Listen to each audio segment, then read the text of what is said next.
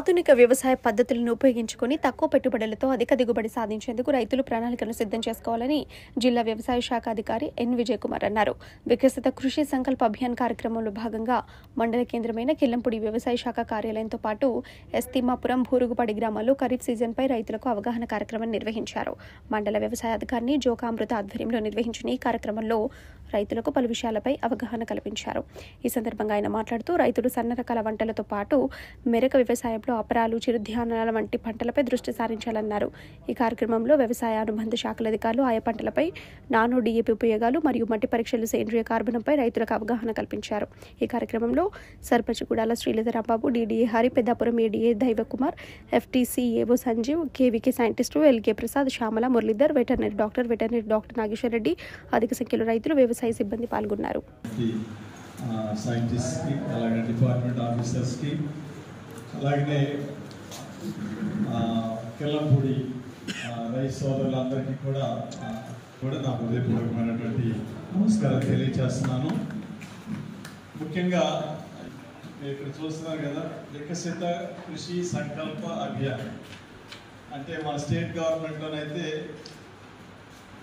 Pre kharif అంటే ఖరీఫ్కి ముందు మనం ఏమేమి యాక్టివిటీస్ చేయాలి అనేటువంటి మనం ఎలాగైతే చెప్పుకుంటున్నామో, గౌరవ ప్రధానమంత్రి గారు ఈ స్కీమ్ కింద అన్ని గ్రామాల్లో, అన్ని మండలాల్లో రైతులకి కేంద్ర ప్రభుత్వం ఏ విధమైనటువంటి పథకాలు ఇస్తున్నారు,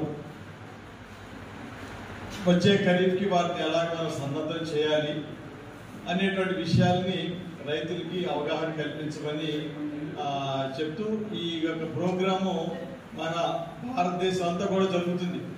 29వ తారీఖు నిన్నటి నుంచి రేపు జూన్ 12వ తారీఖు వరకు కూడా ఈ ప్రోగ్రాం జరుగుతుంది. ఫస్ట్గా కిల్లంపూడిలోనే ఈ ప్రోగ్రాం స్టార్ట్ చేసాం, మన గ్రామంలోనే స్టార్ట్ చేసాం. మన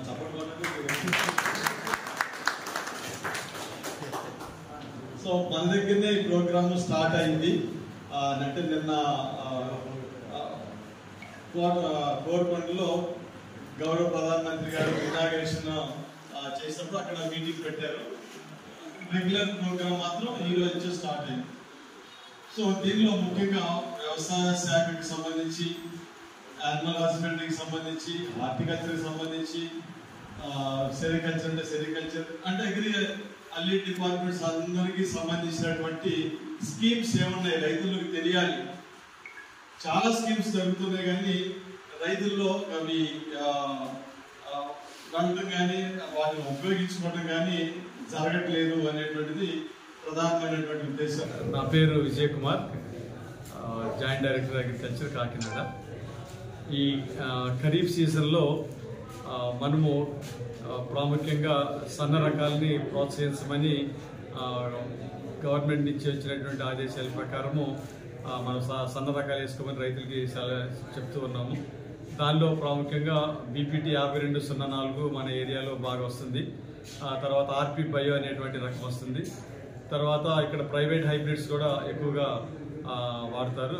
ఆర్ఎన్ఆర్ కానీ, లేకపోతే సాధన కానీ, సంపద స్వర్ణ కానీ, అంకుర్ సోన కానీ, ఇటువంటి ప్రైవేట్ హైబ్రిడ్స్ కూడా సన్న రకాలు వేస్తారు. సో వాటినే మనం ఎక్కువగా ప్రోత్సహించాలని కోరుతున్నాము.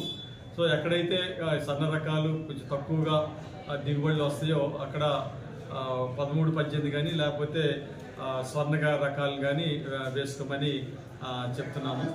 తర్వాత మిల్లర్స్ కనుక ఎక్స్పోర్ట్ చేసేటువంటి మిల్లర్స్ వాళ్ళు కన్సెంట్ ఇచ్చి మేము కొంటాము అనే కంటే వాళ్ళు IR64 కానీ 1001 కానీ 1015 రకాలు కూడా వేసుకోవచ్చు.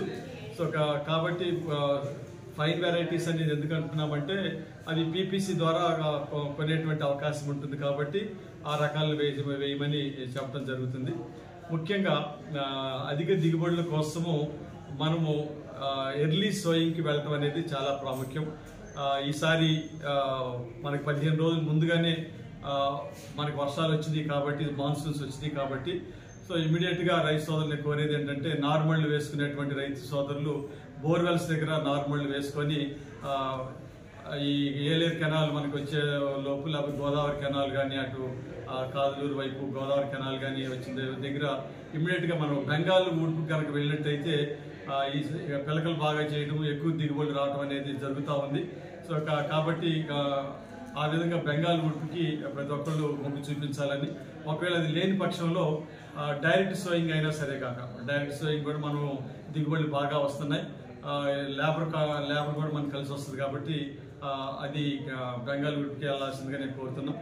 తర్వాత ప్రతి ఒక్కళ్ళు కూడా దమ్ము చేసేటప్పుడు కృషి ట్రాక్టర్ తోటి దమ్ము చేయమని, ఎందుకంటే పైన దమ్ము చేయడం వల్ల మోన కూడా పైన పడుతుంది, పిలకలు బాగా వస్తాయి, దృఢంగా వస్తాయి, తర్వాత దిగుబడులు కూడా బాగా ఉంటాయి. కాబట్టి కృషి ట్రాక్టర్ దమ్ముని అందరూ ప్రోత్సహించాల్సిందిగా నేను కోరుతున్నాను. సో ఏదైనప్పటికీ కూడా జూలై 15 లోపు నాట్లు వేసుకునేటువంటి విధంగా మనం నారుమడి పెంచుకోవడం కానీ చేసినట్లయితే మనకి అక్టోబర్ చివరి వారం కల్లా మనకి ఫస్ట్ పంట అయిపోతే నవంబర్లో సెకండ్ క్రాప్ అండ్ మార్చి 15 నుంచి థర్డ్ క్రాప్, అట్లా 3 పంటలు కనుక మనం తీసుకున్నట్లయితే రైతుకి అధిక ఆదాయం వచ్చేటువంటి అవకాశం ఉంటుంది.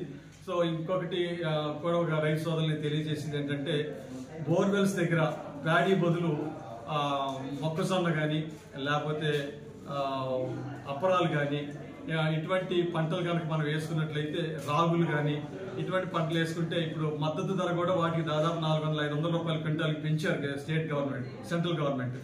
సో అవి కనుక వేసుకున్నట్లయితే రైతు